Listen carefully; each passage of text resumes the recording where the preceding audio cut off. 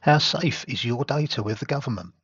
I had to do some training at work this week around data protection, and the main thing was not to share people's personal data. This might be good advice for Tory MP Willie Wragg, who chose to send dick pics to a stranger that he met on the dating app Grindr. Now it's entirely up to Willie who he shows his Willie to, but it left him open to blackmail. And rather than admit he'd been compromised, he gave out the phone numbers of other MPs to save his reputation. But what else has he disclosed? Or what else might he have disclosed? In any company, this would be a sackable offence, but in the Tory party, you're hailed as brave for admitting what you'd done, even if you only did that after the details were published in a national newspaper.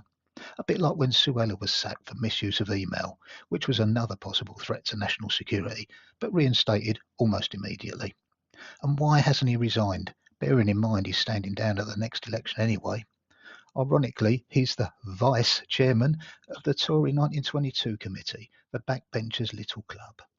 In another example of just how untrustworthy they are, the Tory party had planned a mobile app to mine their own members' data to raise funds, because the sleazy donations they get aren't enough for them.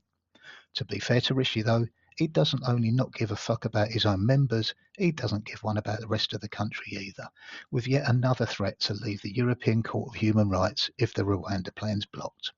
You know which two other countries aren't in the ECHR? Russia and Belarus. And you know what rights they don't have? The right to a fair trial, freedom of assembly and expression, a right to participate in elections, freedom of religion, freedom from discrimination, the right to privacy, and freedom from torture and degrading treatment. Yep, not happy with using his job as temporary Prime Minister to make his friends and family richer, he's decided we all need to be poorer to widen the gap by taking away our rights. This isn't about immigration. It links in with the rights we've lost since we left the EU, even though we were promised nothing would change, and the rights we've yet to lose when the free ports and special economic zones come on stream. Today, to deflect from the shit show Britain is now, the Tories have taken to attacking Labour's Angela Rayner, saying she avoided tax 9 years ago, something that's already been looked into with no issues found, but they've raked it up again. And they're talking about £1,500, which is nothing compared to these examples, which run into millions.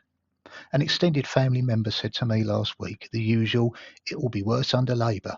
Really? Even if the policies were exactly the same, they'd be hard pressed to be as corrupt and downright criminal as these bastards.